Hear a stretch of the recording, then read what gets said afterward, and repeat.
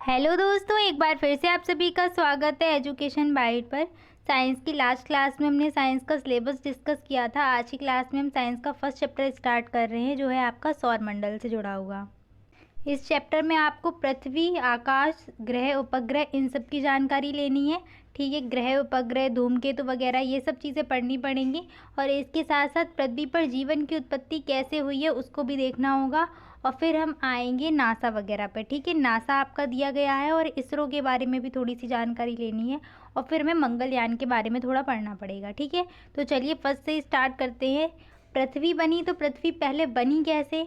पृथ्वी की उत्पत्ति किससे हुई होगी? जब ब्रह्मांड की उत्पत्ति हुई होगी। तो पहले हम ब्रह्मांड की उत्पत्ति के बारे में देख लेते हैं। ब्रह्मांड की उत्पत्ति के लिए कुछ परिकल्पनाएं दी गई हैं, या कुछ लोगों ने अपनी जो थ्योरी दी गई है उसके बारे में देखते हैं। तो पहले थे आपके ऑटो श्मिड। इन्होंने अपनी जो परिकल्पना दी थी वो धूल परिकल्पना के नाम से जानी जाती है। इन्होंने ये बताया था कि जो भी ग्रह उपग्रह ये बने हुए हैं, ये सब धूल के कण और गैसों से मिलकर बने हुए हैं। ठीक है, ब्रह्मांड में धूल के कण और ये गैसें वगैरह जो घूमती होगी, इनसे ही धीरे धीरे उनका निर्माण हुआ है ग्रह वगैरह का। ठीक है, फिर आपके लाप्लास आए थे। इन्होंने दी थी अपनी निहारिका परिकल्पना। ठीक है, निहारिका परिकल्पना में उन्होंने बताया था कि एक कोई ऐसा बड़ा सा पिंड था जो क्या हुआ, लगातार घूम रहा था। घूमते घूमते क्या हुआ, इसमें संकुचन हुआ, यानी कि सिकुड़ता जा रहा था और इसकी जो गति थी वो बढ़ती जा रही थी। तो इसके जो केंद्र थे, बीच में से हिस्से टूट टूट कर अलग होते गए और वही बाद में जाके आपके ग्रह उपग्रह बन गए। ठीक है, सबसे इम्पॉर्टेंट आपकी जो है वो जॉर्ज लेमेंटेयर की है बिग बैंग थ्योरी, जिसे बोलते हैं, या महाविस्फोटक सिद्धांत। ठीक है, तो इनकी थ्योरी देखते इन्होंने क्या कहा था, ये सबसे इम्पॉर्टेंट है आपकी। वो दोनों इतनी पूछी नहीं जाती हैं। ठीक है, इससे क्या है, इसके बारे में थोड़ा जानकारी होनी चाहिए। तो जॉर्ज लेमेंटेयर का देखते हैं। जॉर्ज लेमेंटेयर बेल्जियम के रहने वाले थे। इन्होंने बिग बैंग सिद्धांत अर्थात महाविस्फोटक सिद्धांत दिया था। ठीक है, इनके अनुसार लगभग 15 अरब वर्ष पहले सारे खगोलीय पिंड, तारे, ग्रह, धूमकेतु, उपग्रह ये सब क्या थे, एक सघन पिंड के रूप में थे। कालक्रम में इस सघन पिंड में महाविस्फोटक हुआ तथा सघन पिंड अनेक पिंडों में दूर दूर कर छिटक गए। हुआ क्या, इन्होंने ये बोला कि 15 अरब वर्ष पहले की बात है कि एक कोई बड़ा सा, कोई विशाल क्या होगा, एक बहुत बड़ा पिंड होगा। ठीक है, इस पिंड में क्या हुआ कि अचानक से विस्फोट हुआ। और इसमें विस्फोट होने के बाद क्या बना, सबसे पहले हमारी बनी आकाश गंगाएं, जिन्हें बोलते हैं गैलेक्सियाँ। ठीक है, गैलेक्सियाँ बनी। फिर उस गैलेक्सी में जब विस्फोट हुआ, फिर हमारे क्या बन जाएंगे, तारे वगैरह, और वहीं से हमारे ग्रह उपग्रह बन गए। ठीक है, एक बड़े से विशालकाय पिंड से ही।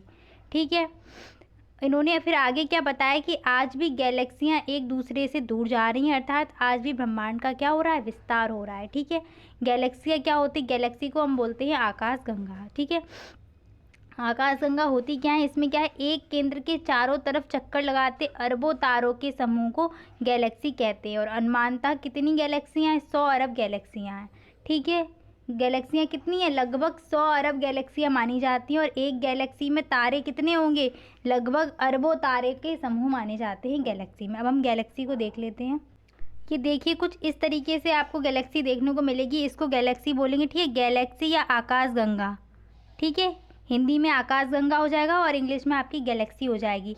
अब ऐसे ही एक गैलेक्सी ऐसी है जिसमें हमारा सौर मंडल आता है। सूरज क्या है, हमारा तारा है। ठीक है, अब सूरज भी तारा है ना, तो तारे किसके अंतर्गत आएंगे, गैलेक्सी के अंतर्गत। तो हमारी जो गैलेक्सी है उसका नाम क्या है, मिल्की वे। ठीक है, आकार आप कुछ देख रहे होंगे, इसका सर्पिलाकार आकार होता है। तो देखिए मिल्की वे के बारे में पढ़ते हैं, आकाश गंगा या मिल्की वे। ठीक है, 100 अरब गैलेक्सियों में से एक आकाश गंगा है। हमारा सूर्य इसी गैलेक्सी में स्थित है। ठीक है, हमारा सूर्य किस में स्थित है, आकाश गंगा, मतलब हमारी जो मिल्की वे है उसमें। इसको दुग्ध मेघला के नाम से भी जानते हैं, मंदाकिनी के नाम से भी जानते हैं, और मिल्की वे के नाम से भी जानते हैं। ठीक है, अब क्या हमें चीज़ें जाननी है इसके लिए इम्पॉर्टेंट, सबसे फर्स्ट पॉइंट है कि आकाश गंगा के पास स्थित सबसे नज़दीक गैलेक्सी कौन सी है, जो हमारी आकाश गंगा है ना, उसके पास स्थित कौन सी गैलेक्सी नज़दीक है, एंड्रोमेडा। ठीक है, आकाश गंगा में सबसे चमकीले तारों का समूह क्या कौन सा है, उसको बोलते हैं ओरियन नेबुला। ठीक है, और सूर्य के बाद सबसे चमकीला तारा कौन सा है, तो वो है आपका साइरस या डॉग स्टार। ठीक है, और हमारी आकाश गंगा की आकृति कैसी है, वो क्या है, सर्पिलाकार है। ठीक है, ये 3-4 पॉइंट आपको ध्यान रखने होंगे। फर्स्ट पॉइंट क्या आपका था कि आकाश गंगा के पास स्थित या नज़दीक गैलेक्सी कौन सी है, तो वो कौन सी है, एंड्रोमेडा। जो हमारी आकाशगंगा है ना, उसका नाम भी आकाशगंगा है, मिल्की वे भी है, मंदाकिनी भी है, ठीक है, दुग्ध मेघला भी उसको बोलते हैं, ठीक। आकाशगंगा के सबसे नज़दीक तारों का समूह कौन सा है, तो वो आपका कौन सा हो जाएगा, ओरियन नेबुला हो जाएगा, ठीक है। और सूर्य के बाद सबसे चमकीला तारा कौन सा हो जाएगा, साइरस या डॉग स्टार, ठीक है। अगर सूर्य के नज़दीक तारे की बात करें, अगर सूर्य के पास तारे की बात करें, तो वो आपका होता है प्रोक्सिमा सेंचुरी, ठीक है। इसको आप नोट कर लेना, यहाँ मैं लिखना भूल गई। सूर्य के सबसे नज़दीक तारा कौन सा है, प्रोक्सिमा सेंचुरी। अब हम आते हैं सौर मंडल के ऊपर, ठीक है। सौर मंडल क्या है, सोलर सिस्टम। सोलर सिस्टम का मतलब क्या है कि इसमें एक हमारा सूर्य है जो तारा है, ठीक है, और उसके आसपास क्या है, कई सारे ग्रह हैं, फिर उन ग्रहों के क्या है, उपग्रह है, ठीक है। इसके साथ साथ और भी खगोलीय पिंड होते हैं, जिन्हें क्षुद्रग्रह, उल्का पिंड, ठीक है, ये सब धूमकेतु वगैरह ये सब कुछ होंगे, तभी सौरमंडल बनेगा, ठीक। अब हमारे सूर्य जो है, हमारा सूर्य वो तो केंद्र में है, लेकिन इसके ऊपर भी काफ़ी थ्योरी दी गई है। पहले ये बोला गया था कि पृथ्वी केंद्र में होती है और सूर्य उसके चारों ओर, या सूर्य और जो भी है वो चारों ओर चक्कर लगाते हैं। फिर एक निकोलस कॉपरनिकस नाम के व्यक्ति आए, जिन्होंने ये थ्योरी दी, ये बताया कि जो सूर्य है वो क्या है, सौरमंडल का केंद्र है, और जो पृथ्वी है वो सूर्य के चारों ओर घूमती है, ठीक है। ये आपसे पूछा भी जा सकता है कि सूर्य सौरमंडल का केंद्र है और पृथ्वी सूर्य के चारों ओर घूमती है। यह जो कथन है, ये सिद्ध किसने किया, तो ये आपके निकोलस कॉपरनिकस ने सिद्ध किया था, ठीक है। अब हम आते हैं सूर्य पर, ठीक है। तो सूर्य को समझने से पहले हम तारे को समझ लेते हैं कि तारा क्या होता है, ठीक है। तो जो तारे हैं उनके पास पहली चीज़ कि खुद का प्रकाश होता है, ठीक है। खुद का प्रकाश होगा, ऊष्मा खुद की होगी। ऐसा क्यों होता है तारों के पास, तो तारों के पास क्या होता है, उनके अंदर नाभिकीय संलयन की क्रिया होती रहती है। नाभिकीय संलयन की क्रिया क्या होती है, नाभिकीय संलयन की क्रिया का मतलब ये है कि इसमें आपके दो नाभिक मिलकर एक नाभिक को बना देंगे, ठीक है। दो नाभिक आपस में मिलेंगे और कोई एक नाभिक बन जाएगा। मतलब क्या हुआ कहने का, इसमें जो आपके हाइड्रोजन होते हैं, उन हाइड्रोजन के नाभिक मिलके क्या करते हैं, हीलियम के नाभिक को बना देते हैं। और जब दो नाभिक आप में, नाभिकीय विखंडन और नाभिकीय संलयन दो क्रियाएं होती हैं। जब कोई नाभिक टूटता है तब भी ऊष्मा, अपार ऊष्मा उत्पन्न होती है, और जब दो नाभिक आपस में जुड़ते हैं तब भी अपार ऊष्मा उत्पन्न होती है। तो जो सूर्य में या किसी तारे में जो ऊष्मा आ रही है, उसमें वो कहाँ से आ रही है, नाभिकीय संलयन की क्रिया से आ रही है, कि दो नाभिक मिल रहे हैं और एक कोई नए नाभिक का निर्माण कर रहे हैं, ठीक है। यहाँ सूर्य में क्या होता है, दो हाइड्रोजन मिलते हैं और हीलियम का निर्माण हो जाता है, ठीक है। तो देखिए सूर्य भी क्या है, एक तारा है, सौरमंडल का मुखिया है। जो हमारा सौरमंडल है उसका क्या है, मुखिया है, केंद्र में रहता है, ये चीज़ तो पता ही होगी। सूर्य के धरातल का जो तापमान होता है वो होता है 6000 डिग्री सेल्सियस, और सूर्य के केंद्र का ताप कितना होता है, 15 मिलियन डिग्री सेल्सियस, ठीक है। ये चीज़ ध्यान रखना कि सूर्य के केंद्र का ताप कितना है, 15 मिलियन डिग्री सेंटीग्रेड है, और सूर्य के जो फोटोस्फीयर, जो जैसे मतलब ये किनारा जो है ना धरातल, उसका ताप कितना होगा, 6000 डिग्री सेल्सियस, ठीक है। तारे के बारे में एक चीज़ और जान लीजिए कि तारे के जो रंग होते हैं ना, उससे क्या होता है, तारे के रंग उनके तापमान को दर्शाते हैं, ठीक है। तारे का रंग तापमान को दर्शाएगा। तो मैं आपको इनके जो मतलब मेन रंग है वो क्या है, नीला होता है, फिर सफ़ेद होता है, फिर पीला होता है, और फिर हो जाता है लाल। अब यहाँ से समझने वाली चीज़ ये है कि ये क्या है, ठीक है, लाल, ठीक। तो जो नीला तारा है, यानी कि नीला रंग जब उसका होगा तो वो प्रारंभिक अवस्था में होगा, यानी कि उस टाइम उसमें क्या होगी, हाइड्रोजन सबसे ज़्यादा होगी। धीरे धीरे क्या होगा, जब हाइड्रोजन के अणु मिलते रहेंगे, उनके नाभिक मिलते रहेंगे, हीलियम बनती रहेगी, यानी कि हाइड्रोजन उसमें ख़त्म होने की भी तो स्थिति आएगी ना। एक ऐसा तो है नहीं कि हाइड्रोजन बन रही है, उसके अंदर हाइड्रोजन है पहले से, वो क्या है, हीलियम बना रही है, ठीक है। तो क्या है, प्रारंभिक अवस्था में जो होगा वो नीले रंग का होगा, फिर क्या होगा, वो सफ़ेद रंग का हो जाएगा, फिर पीला, फिर लाल। तो जो लाल होगा ना तारा, वो क्या होगा, मृत अवस्था में आने वाला होगा, ठीक है। जो लाल तारा होगा, जब उसका रंग लाल हो जाएगा ना, तो मृत अवस्था में आ जाएगा। तापमान यहाँ से कैसे निर्धारित होगा, नीला जो तारा होगा वो सबसे गर्म होगा, और लाल तारा सबसे ठंडा होगा, ठीक है। इस नेक्स्ट पॉइंट क्या है कि सूर्य में ऊष्मा व ऊर्जा का मुख्य स्रोत क्या होता है, नाभिकीय संलयन की क्रिया, जो भी मैंने बताई थी। और इसमें होता क्या है, हाइड्रोजन जो होता है वो किस में बदल जाता है, हीलियम में बदल जाता है। अब हम आते हैं ग्रहों के ऊपर। तो ग्रह क्या होते हैं? वे खगोलीय पिंड जिनकी अपनी ऊष्मा और ताप नहीं होता है, इनके पास स्वयं का कोई प्रकाश नहीं होगा। ये प्रकाश किससे लेंगे? जिसकी ये परिक्रमा कर रहे हैं, ठीक है। जिस तारे की प्रकाश आएगा कहाँ से? किसी न किसी तारे की परिक्रमा करेंगे तो इस तारे से ये प्रकाश लेंगे। जैसे अपनी पृथ्वी है, कहाँ से प्रकाश आता है, कहाँ से ऊष्मा मिलती है? सूर्य से मिलती है, ठीक है, क्योंकि सूर्य एक तारा है, इस चीज़ को ध्यान रखना, ठीक है। अब ऐसा नहीं है कि हम लोग यही समझे कि ये इसी डिज़ाइन में बना हुआ है तभी एक स्टार है, ऐसा नहीं है, ठीक है। सूर्य एक तारा है, इस चीज़ को ध्यान रखना, ठीक है। अब हमारे सौरमंडल में कितने ग्रह हैं? हमारे सौरमंडल में 8 ग्रह हैं। पहले 9 हुआ करते थे। 9वां ग्रह कौन सा था? सब जानते होंगे, प्लूटो था 9वां ग्रह, ठीक है। सन 2006 में अंतर्राष्ट्रीय खगोल संघ IAU ने क्या किया? यम को ग्रहों की श्रेणी से हटा दिया और इसे किस चीज़ का दर्जा दिया गया? बौना ग्रह, ठीक है। अब इसे ग्रहों की श्रेणी से क्यों हटाया गया, इस चीज़ को भी समझेंगे, ठीक है। अब फिर हम सौरमंडल देखेंगे, सौरमंडल में ये चीज़ आपकी क्लियर हो जाएगी।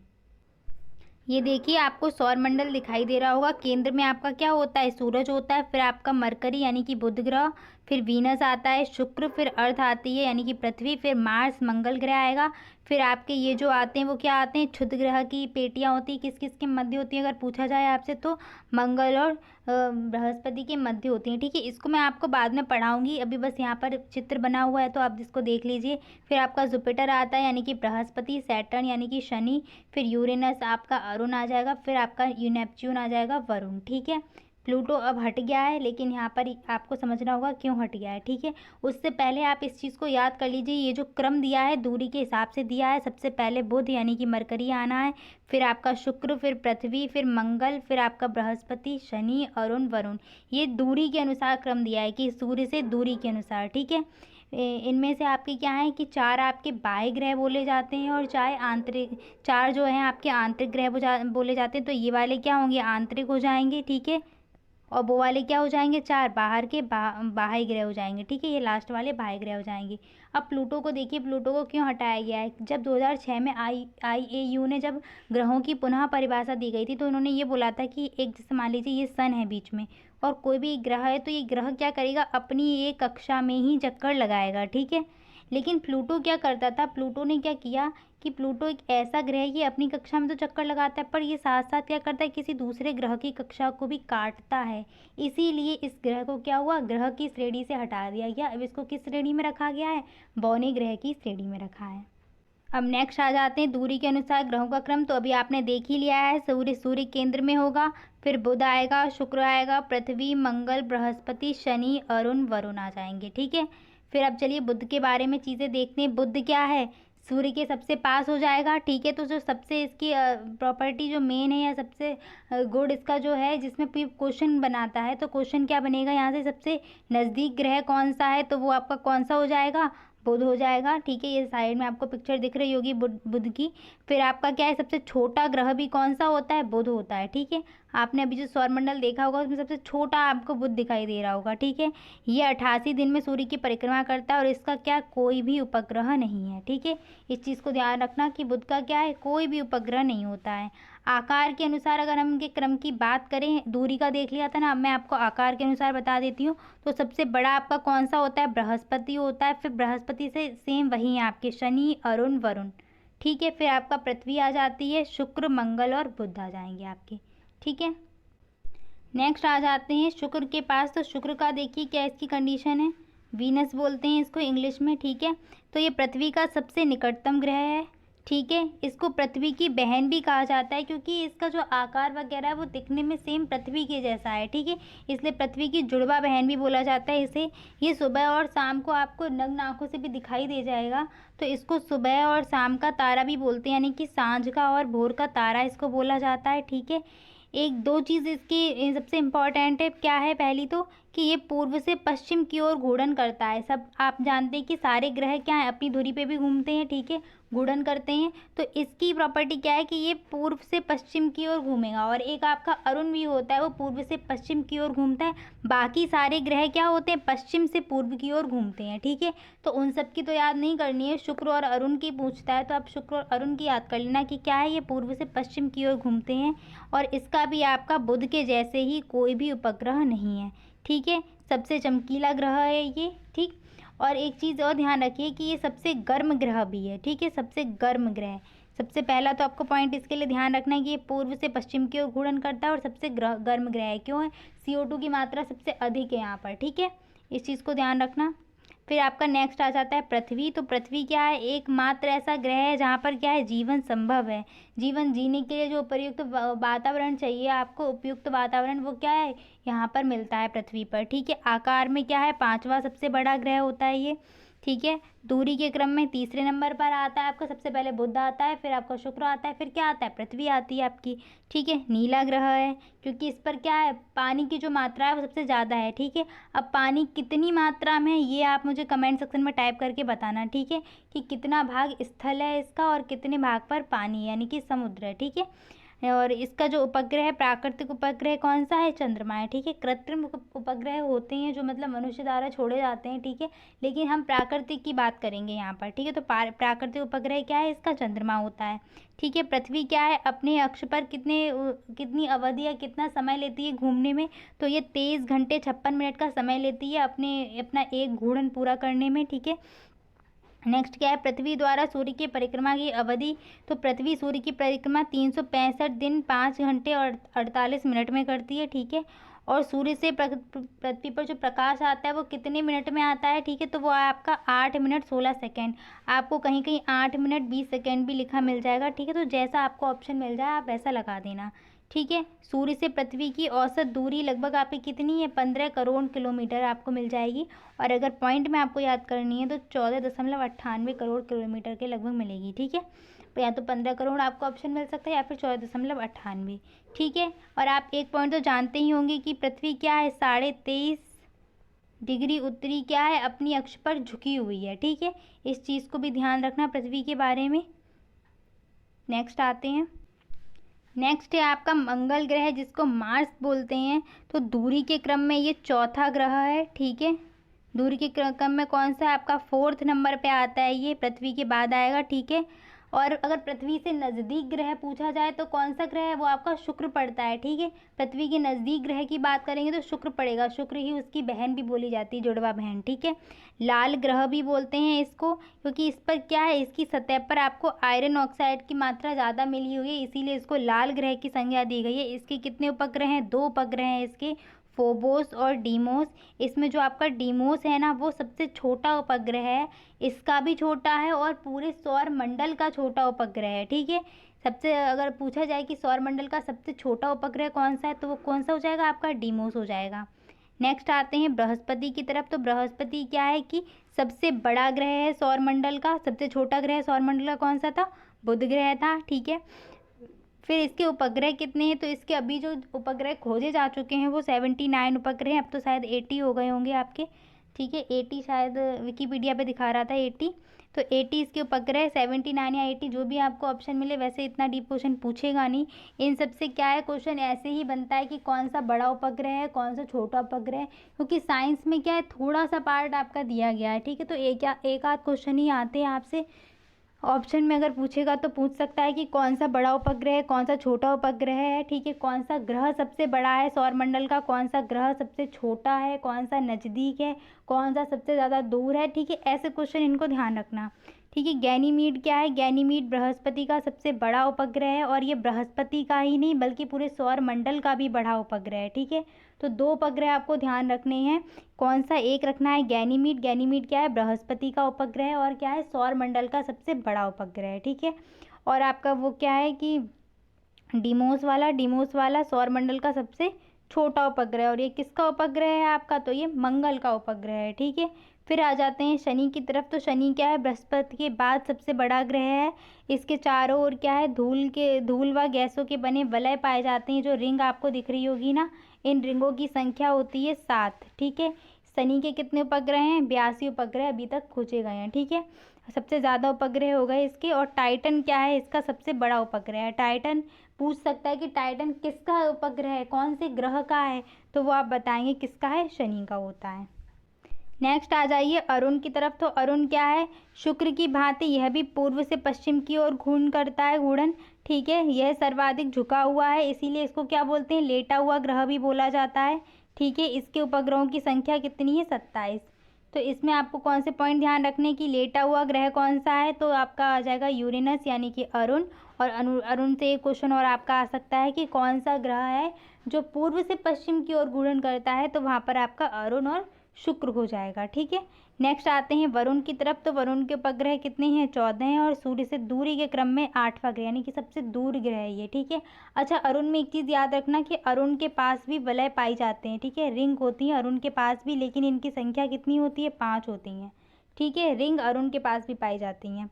नेक्स्ट आते हैं उपग्रह की तरफ। तो उपग्रह भी ऐसे पिंड होते हैं जिनके पास क्या है कि खुद का कोई प्रकाश नहीं होता है। ये क्या करते हैं, ये जिस ग्रह के हैं उस ग्रह की परिक्रमा करेंगे, और चूंकि ग्रह भी परिक्रमा कर रहा है किसकी, सूर्य की, इसलिए ये अपने ग्रह के साथ साथ किसकी परिक्रमा करेंगे, सूर्य की परिक्रमा करेंगे। और इन्हें कहाँ से ऊष्मा और प्रकाश मिलेगा, इन्हें भी सूर्य से ही ऊष्मा और प्रकाश मिलेगा। ठीक है, इनके पास स्वयं का प्रकाश नहीं होता है। चंद्रमा किसका उपग्रह है, पृथ्वी का उपग्रह है, जानते हैं हम। ठीक है, चंद्रमा क्या है, इसे जीवाश्म ग्रह भी बोला जाता है। नील आर्मस्ट्रॉन्ग चंद्रमा पर पहुंचने वाले सबसे पहले व्यक्ति थे, और जो राकेश शर्मा है चंद्रमा पर पहुंचने वाले पहले भारतीय व्यक्ति थे। ठीक है, आज की क्लास में बस इतना ही। उससे पहले मैं आपको कुछ क्वेश्चंस दे रही हूँ, इनके आंसर आपको बताने हैं। लाल ग्रह कौन सा है, नीला ग्रह कौन सा है, सूर्य का प्रकाश पृथ्वी पर कितने समय में पहुँचता है, और साथ साथ आप ये भी बताइएगा कि सूर्य से पृथ्वी की दूरी लगभग कितनी है। ठीक है, कितने किलोमीटर आती है, सबसे बड़ा उपग्रह कौन सा है, और प्लूटो को ग्रह की श्रेणी से कब हटाया गया। ठीक है, इन सभी क्वेश्चंस के आंसर आप लोग कमेंट सेक्शन में टाइप करना। ठीक है, आज की क्लास में बस इतना ही। हम नेक्स्ट क्लास में क्या पढ़ेंगे, सारे क्षुद्र ग्रह वगैरह। ठीक है, उल्का पिंड ये सब हमको पढ़ने हैं। ठीक है, धूमकेतु वगैरह ये सब क्या होते हैं। ठीक है, पृथ्वी पर जीवन कैसे उत्पत्ति हुई, पृथ्वी पर जीवन की, वो सब पढ़ना है। और आपका ग्रहण वगैरह, तो उस लास्ट जो वीडियो होगी आपकी, उस वाली वीडियो में आपका ये चैप्टर पूरा ख़त्म हो जाएगा। फिर जो आपकी जो भी साइंस दी गई है वहाँ से आपका स्टार्ट हो जाएगा। ठीक है, ये साइंस का पहला चैप्टर था आपका। वीडियो अगर पसंद आई हो तो please like share and subscribe कीजिए चैनल को। Thanks for watching and bye bye, take care.